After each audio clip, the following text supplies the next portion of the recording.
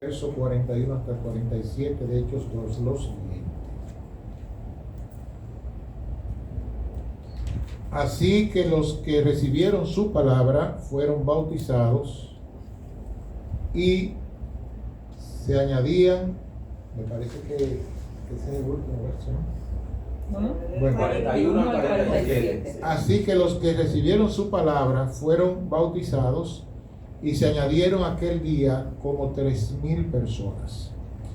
Y perseveraban en la doctrina de los apóstoles, en la comunión unos con otros, en el partimiento del pan y en las oraciones. Y sobrevino temor a toda persona, y muchas maravillas y señales eran hechas por los apóstoles. Todos los que habían creído estaban juntos y tenían en común todas las cosas, y vendían sus propiedades y sus bienes, y los repartían a todos según la necesidad de cada uno.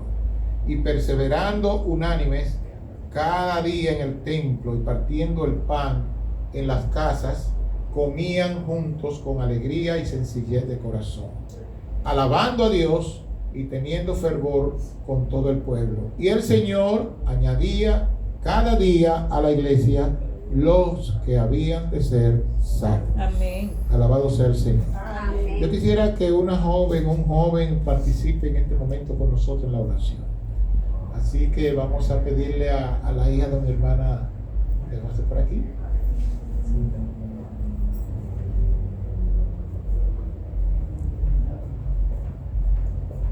Un joven, un solo. Un solo, dos. Bueno, puede ser dos. Sí, puede ser cualquier. De la niña. Claro.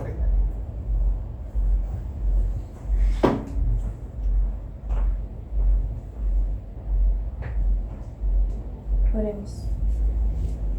Padre nuestro que estás en los cielos, santificado sea tu nombre. Gracias, Señor, por tenernos confiado a tu templo.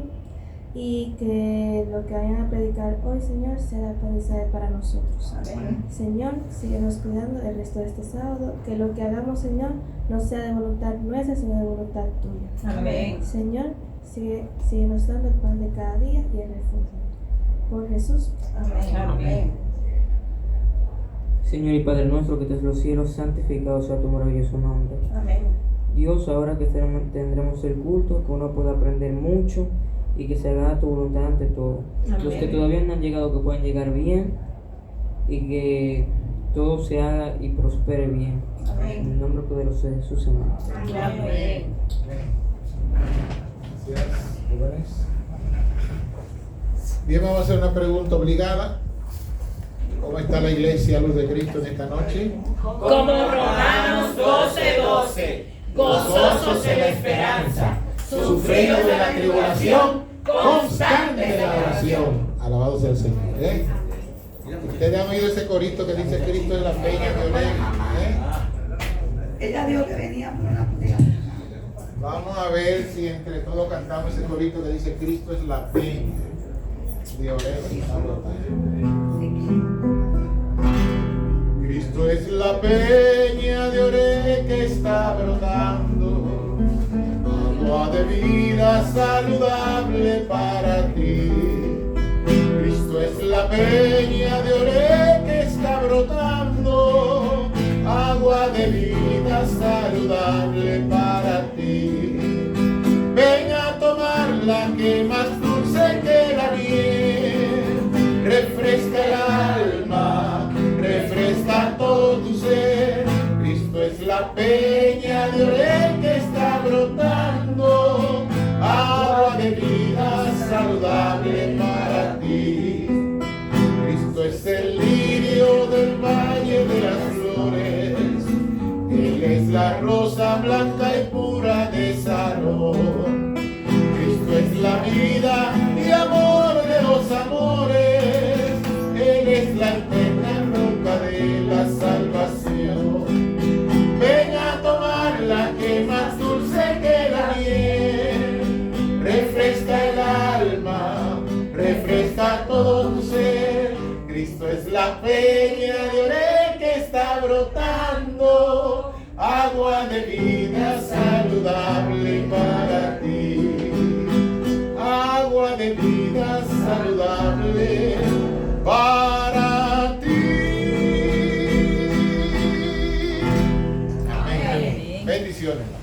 Bien, pues vamos inmediatamente a entregarle este momento maravilloso a nuestro querido hermano Humberto Cristian, quien gustosamente nos ha Muy gustosamente. exacto, gustosamente, así.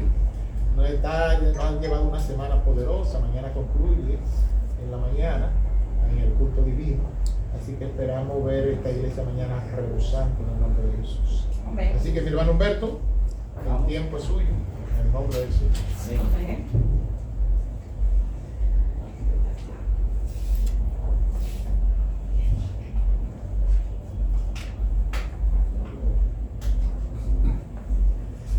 Buenas noches. Feliz sábado. Buenas noches. Un placer estar aquí de nuevo.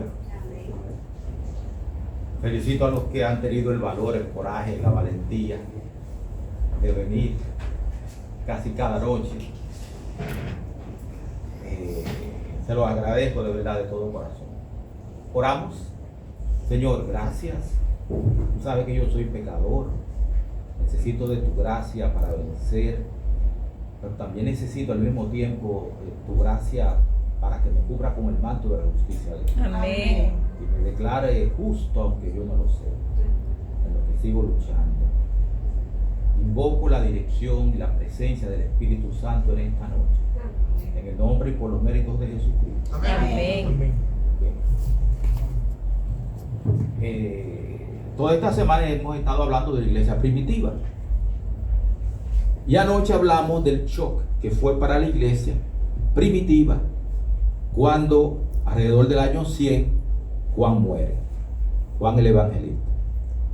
Desde el año 31 hasta el año alrededor del año 100, la iglesia siempre tuvo un apóstol, uno de los 12. El último que se murió fue Juan.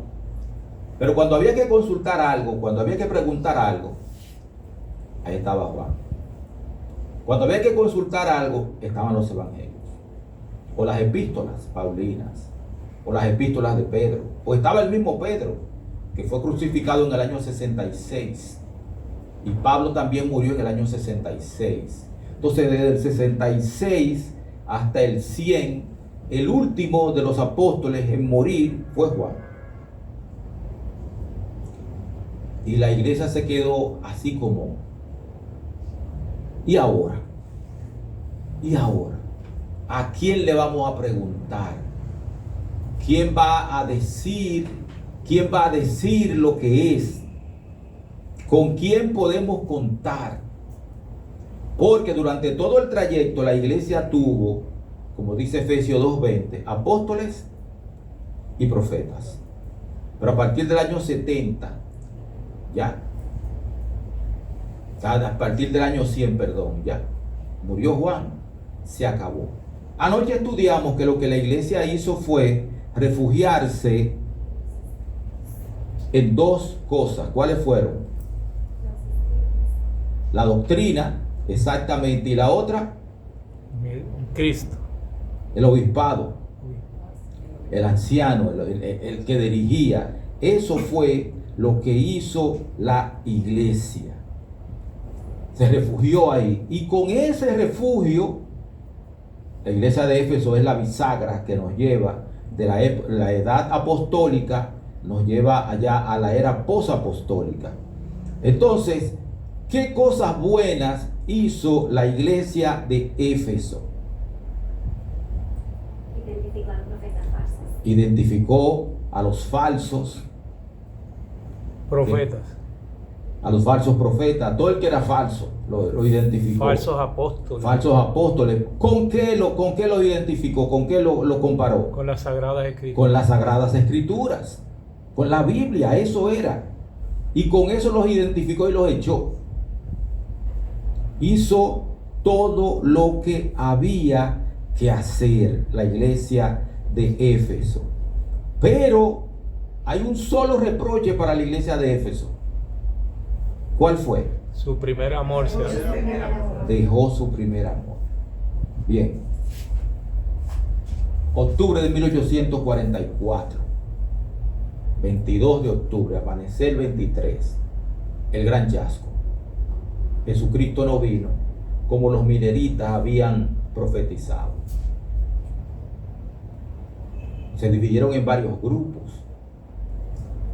Había un grupito, el más pequeño, que en diciembre del 1844, en la casa de una hermana, no era una iglesia todavía, era un grupito que se reunía.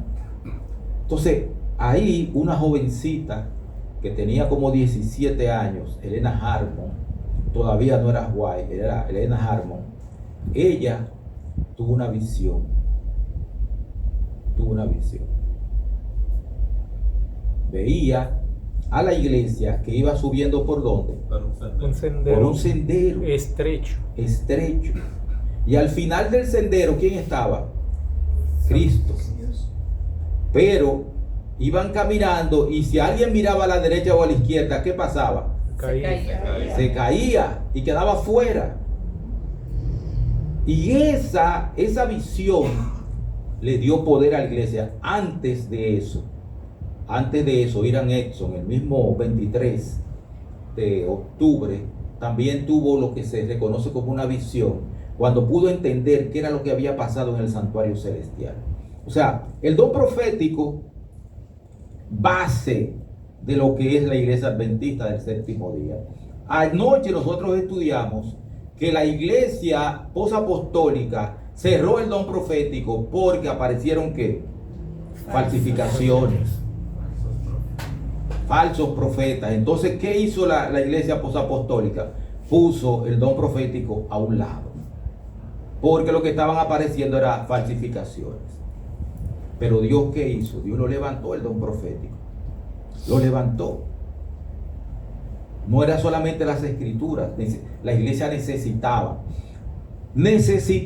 la iglesia adventista a Elena Harmon, que luego se casó con Jaime White y pasó a ser Elena ¿qué? White. La necesitó a ella. Claro. ¿Para qué la necesitó? Guiar al pueblo. Vamos con cosas que ustedes se saben tangibles. Cosas tangibles que ella hizo. 1860. ¿Qué pasa en 1860? Se organiza una conferencia y ella estuvo ahí. Había muchísima gente diciendo que la iglesia adventista no podía tener papa y que todo el mundo tenía que estar desperdigado por todos los lados y cada quien creyendo lo que quisiera. Pero Elena, Jaime, José Bates y esa gente dijeron que no, que había que organizarse. Y para 1863, ¿qué se organiza? La iglesia y la conferencia general. ¿Quién empujó eso? ¿Quién fue la voz profética que dijo? Elena de White. ¿Quién empujó las escuelas de iglesia? ¿Quién las empujó? Elena de White. ¿Quién empujó la obra médica? Elena de White. ¿Quién comenzó a mandar? ¿Quién movió a la iglesia para que mandara misioneros a Estados Unidos y fuera de Estados Unidos? Europa. Elena. 1888. Los adventistas nos habíamos olvidado de la justificación por la fe. Dos jóvenes pastores, Waggoner Jones, en el Congreso de Minneapolis de 1888, hablan de la justificación por la fe. Los administradores querían comerse a Waggoner y Jones. ¿Quién defendió la justificación por la fe y a Waggoner y Jones? Elena White. Estuvo ahí. No había crisis que se presentara que ella no tuviera una respuesta para cualquier crisis que se presentara. Ella podía conversar con cualquier crisis y resolverla. Que había que comprar un terreno. O sea, ella decía, vamos a comprar ese terreno para luego hacer algunas cosas ahí. Y los administradores decían, no tenemos dinero, ¿para qué nos vamos a meter en eso? Y ella decía, cómprenlo. Ahí está lo más linda. Que fue así. ¿Cómo es? En Australia. También. En Michigan.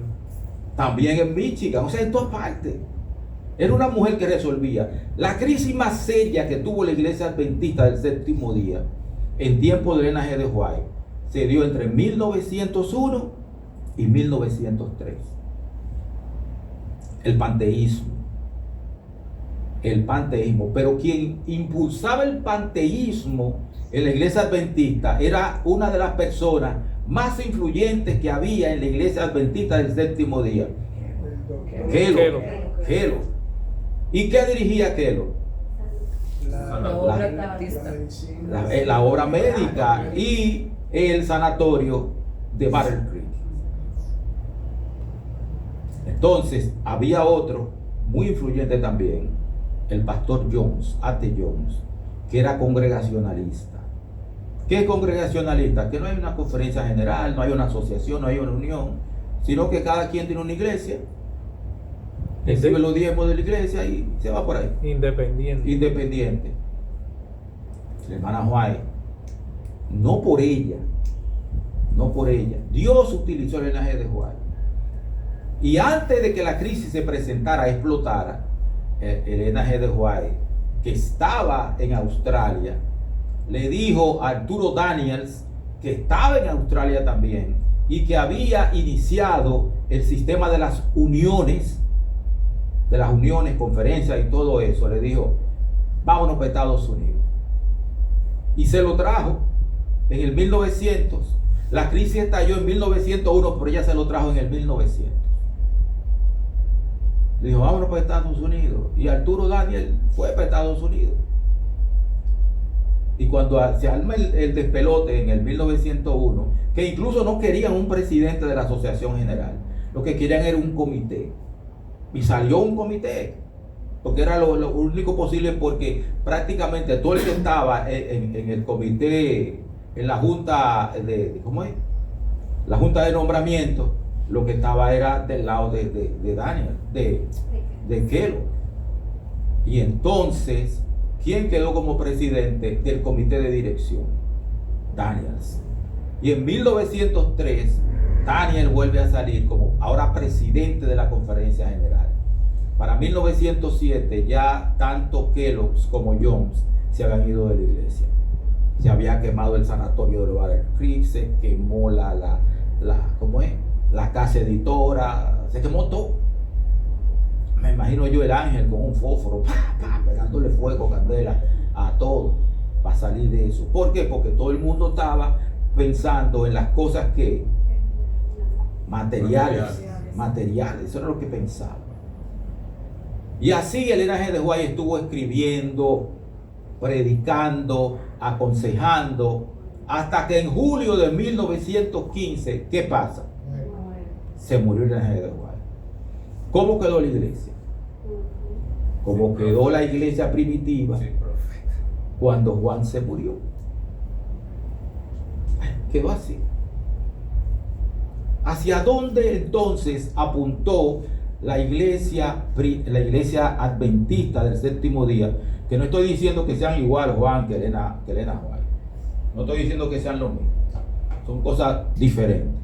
Juan fue fundacional. Hermana White era profeta. Y ella precisamente lo que hacía era que dirigía la gente ¿hacia dónde? Hacia la Biblia, que era ¿qué? La luz mayor. Y ella se identificaba como la luz menor se identificaba. Entonces, ella murió el 16 de julio de 1915. En su testamento, ella dejó escrito que se formara el Centro White. ¿El Centro White para qué? Para que guardaran todo lo que ella escribió y hicieran también recopilaciones. O sea, todo iba bien. Entonces, Elena G. de White fue una voz que acompañaba, que podía mirar a una crisis a la cara y resolverla y hablarle. Entonces, la siguiente crisis ya no iba a tener la profetisa ahí. Ya no lo iba a tener. Era muy cómodo tener la profetisa. Hay un lío. Llamen a Elena de White, pregúntale qué vamos a hacer. Y la hermana White, inspirada por el Espíritu Santo, decía, vamos a resolverlo así, de tal manera. El hermano tal se rebeló. Le mandaba una carta, hermano tal. La podemos leer todavía en Testimonio para la Iglesia. Muchísimas cartas de esas. La podemos leer. Entonces, ese es el key del asunto. ¿Qué hicieron? Bueno, pues el White State, que fue fundado por el testamento de White, para custodiar y publicar los escritos. O sea, la voz viva se volvió un corpus fijo.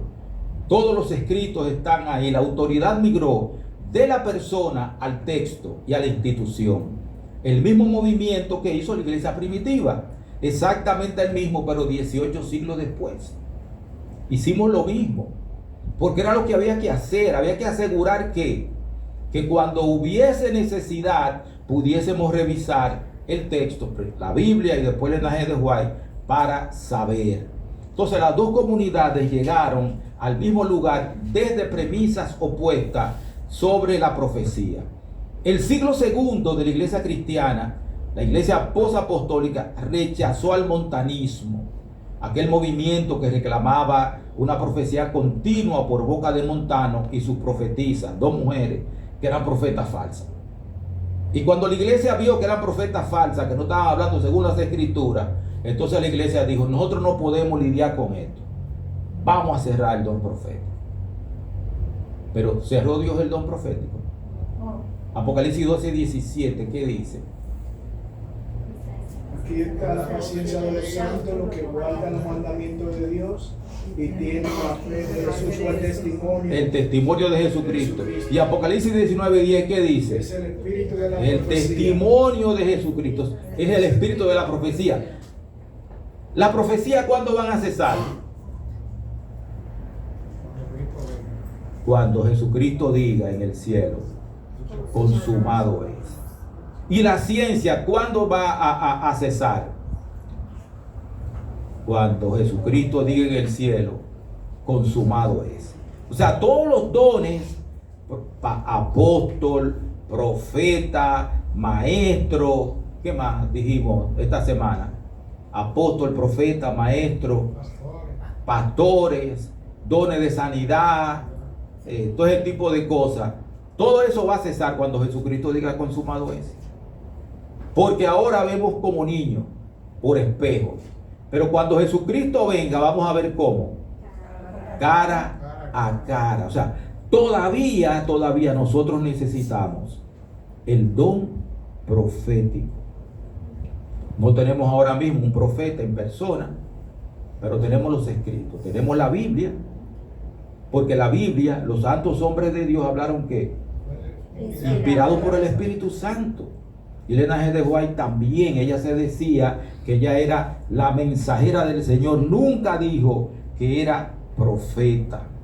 Entonces, la iglesia a partir de 1915 se parece a Éfeso, porque Éfeso hizo bien la tarea.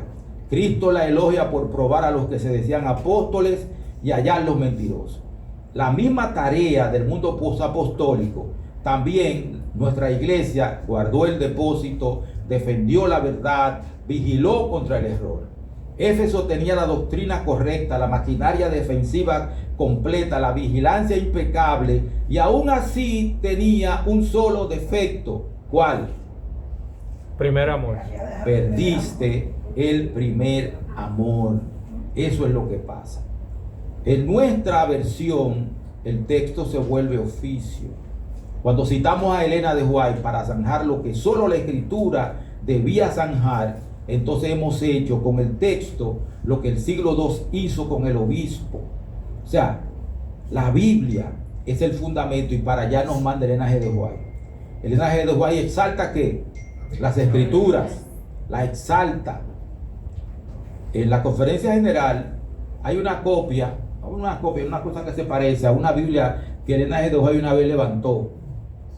22 kilos y medio. Yo la levanté.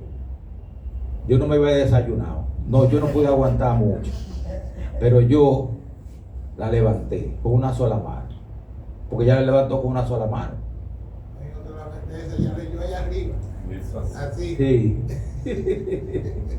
Yo no pude leerla allá Ningún arriba. hombre pudo hacerlo. Yo tampoco. Entonces nosotros tenemos nosotros en el siglo segundo, lo que hizo la iglesia apostólica fue convertir al obispo en garante en vez de dejarlo como testigo. sea, se creía más en lo que decía el obispo que en lo que decían los evangelios, lo que decían las epístolas de Pablo, lo que decía el Apocalipsis. Eso pasó. Y eso era un error. Eso era un error. Y eso es exactamente al revés de lo que la hermana White pidió. Ella se puso por debajo de la Biblia, no por encima. Y es algo que nosotros tenemos que recordar. La luz menor no fue enviada para apagar a la luz mayor.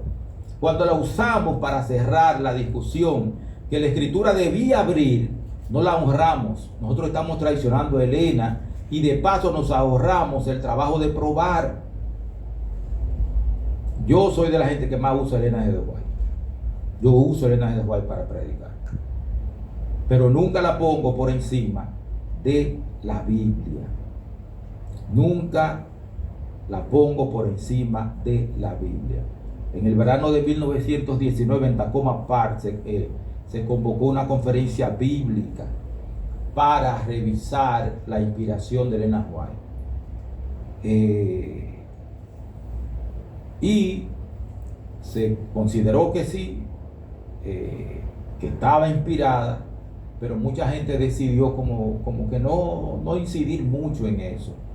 Hasta que la luz volvió a brillar en 1974, cuando salió otra vez a la luz, vino el brillo nuevamente del espíritu de profecía.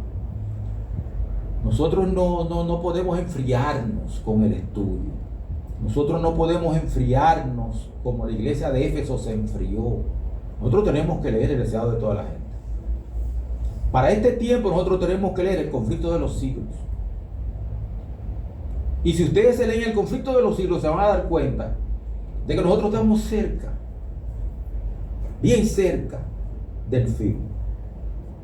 Los Estados Unidos hacía mucho que no hablaba acerca de unión de iglesia y el Estado. Y ahora en Estados Unidos se está hablando mucho de unión de iglesia y el Estado. De hecho, hay pastores adventistas que están hablando de unión de iglesia y Estado. Y dicen que sí, que hay que unir la iglesia y el Estado. Yo me quedo así y leo. Yo digo, ven acá, ¿dónde que están leyendo? ¿Cómo es que están analizando las cosas? No. La unión de la iglesia y el Estado siempre ha sido perjudicial para las minorías religiosas. Nosotros somos una minoría. Siempre ha sido perjudicial. Elena G. de White lo puso muy claro. Entonces, la maquinaria no puede endurecerse alrededor del depósito. Nosotros tenemos que preferir el examen al silencio. Entonces, nosotros tenemos que trabajar duro en el estudio, en el análisis, en la comprensión, tanto de las escrituras como del espíritu de profecía. Nosotros tenemos un problema doble en esta época. ¿Cuál es el problema doble que tenemos? Que la gente no quiere leer. La gente no lee. La gente no lee. La gente, esta es la mentalidad, la época del TikTok. Si usted le habla más de un minuto a una gente de un tema que no es un chisme, si usted le habla más de un minuto, ¿qué va a hacer la gente? Se aburre. Porque la mente no está como enfocada en entender y en comprender. Y lo que Elena G. de White escribe no son chismes, son cosas profundas y muy espirituales que hay que estudiar y aprender. Entonces nosotros necesitamos volver al estudio. La iglesia sí ya se curó de la muerte de Elena G. de White, tiene sus escritos. Hay pastores que dicen que no, que Elena G. de White fue para un tiempo, pero la iglesia como organización la sigue utilizando, la sigue poniendo en los escritos, la sigue promoviendo. Hay gente que dice que no, pero la organización, la Iglesia Adventista del Séptimo Día, la promueve. Y siempre tiene libros de Elena G. de White disponibles. ¿Dónde? En la agencia de publicaciones. Ahí usted lo puede buscar. Usted lo puede buscar ahí. ¿Cuál es el llamado de esta noche? Porque vamos a terminar mañana. Recuerda por tanto de dónde has caído y arrepiéntete ya en las primeras obras, para poder identificar los errores. Nosotros tenemos que leer. Hay un libro que yo les recomiendo que lean, El Evangelismo. Así como hay que leer El Conflicto de los Siglos, lean El Evangelismo, para que puedan entender muchas dinámicas que se dan en la iglesia ahora. ¿Cuántos tienen el libro del Evangelismo? Hay que leerlo, el Evangelismo. Página 234, 235, por ahí. Que le van a poner bien claro en muchísimas cosas. Entonces, fíjense que el testigo fiel no le pide a Éfeso que desmonte la estructura. No le dice, bote el canon, abandona la doctrina, deja de probar a los falsos profetas. ¿Por qué no le dice eso? Porque todo eso era necesario y bueno. Le pide que recupere lo que la estructura estaba para servir y nunca para reemplazar. ¿Qué era? El amor. El primer amor no era la maquinaria, era Cristo. Y ese mismo llamado le llega a la Odisea con otras palabras. Sé celoso y ¿qué? Y arrepiéntete. Mientras Él toca la puerta. Las dos cartas, los dos rostros nuestros convergen en lo mismo. Volver. Nosotros tenemos que volver. Nosotros tenemos que volver al espíritu de profecía. Somos huérfanos si solo convertimos lo que ella dejó escrito en un sustituto de aquel a quien ella señalaba. Por eso ella apoyó la doctrina de la justificación por la fe. Porque cuando los adventistas del séptimo día, antes de 1888, llegábamos a predicar a un sitio, ¿saben cómo llegábamos? Llegábamos con unos cartones con imágenes. Estaba la estatua de Daniel, estaba el diagrama de los 2300 días, estaba el diagrama de los 1260 días, esos diagramas, el santuario y las 70 semanas. No hablaban de Cristo, no hablaban de la justificación por la fe. O sea, habíamos perdido el hablar de Jesucristo, de la justificación por la fe. Y tuvieron que venir Waggoner y Jones a revivir eso. La iglesia adventista ahora predica a Jesucristo, pero también predica los 1260 días y todo ese tipo de cosas. Si se buscan la revista Prioridades de julio, se va a encontrar un artículo mío, porque ahora yo soy una estrella en ascenso. Entonces hay un artículo mío en Prioridades. Eso es internacional. Hay un artículo mío en Prioridades que habla precisamente de los cumplimientos proféticos, de las fechas.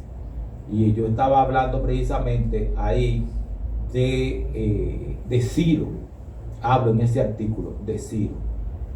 Entonces la iglesia está trabajando la parte que tiene que ver con profecía. Entonces, recuerda de dónde has caído. Ciertamente que la iglesia del siglo II, por la situación que se presentó con falsos profetas, no siguió utilizando el don profético. Pero el don profético fue necesario para levantar al movimiento final, a la iglesia adventista del séptimo día. Y nosotros no podemos permitir que nos quiten eso, que nos apaguen esa luz. No podemos permitir que nos la apaguen. Tenemos que estudiarla, tenemos que aplicarla. Leemos la Biblia, pero también tenemos que leer el espíritu de profecía, porque es un don divino que tomó la iglesia cuando eran solamente 4 gatos asustados en 1844, y cuando la hermana White muere la dejó como una maquinaria poderosa, grande, fuerte, con muchas iglesias, muchas escuelas, muchos hospitales, misioneros en todas partes del mundo prácticamente. Entonces nosotros tenemos que leer el espíritu de profecía. Y el tema de esta noche, eso es lo que yo les quiero decir. Volvamos al espíritu de profecía. No se lleven de las voces que dicen, no, eso pasó, eso no, estaba equivocada. No se lleven de eso. Desde 1844 a 1915 hay como, ¿cuántos años? 71 años hay por ahí. Durante esos 71 años, ahí, dirigiendo la iglesia hacia donde Dios quería que fuera. Y el tiempo que nos falta, Ya eso está escrito en el conflicto de los siglos. Y está escrito en eventos de los últimos días y todas esas cosas por ahí. Nadie tiene por qué extraviarse. Nadie. Y yo no quiero que nadie se extravíe. Nos ponemos de pie y oramos.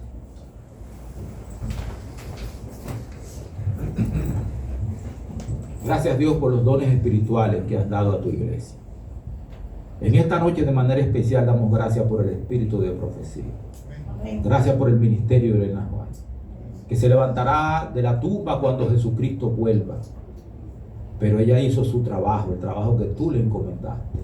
Ayúdanos a nosotros a hacer el trabajo que tú nos has encomendado. Amén. Con sabiduría, con un espíritu correcto, tu Espíritu Santo. Ayúdanos a leer, a aprender, para que podamos interpretar las señales de los tiempos. Y para que podamos corregir las dificultades y errores que atacan a tu iglesia y que van a ir creciendo cada vez atacando más a tu iglesia. Así que, Padre, bendícenos, transfórmanos, renuévanos en el nombre y por los méritos de Jesucristo. Amén. Amén. Amén. Gracias.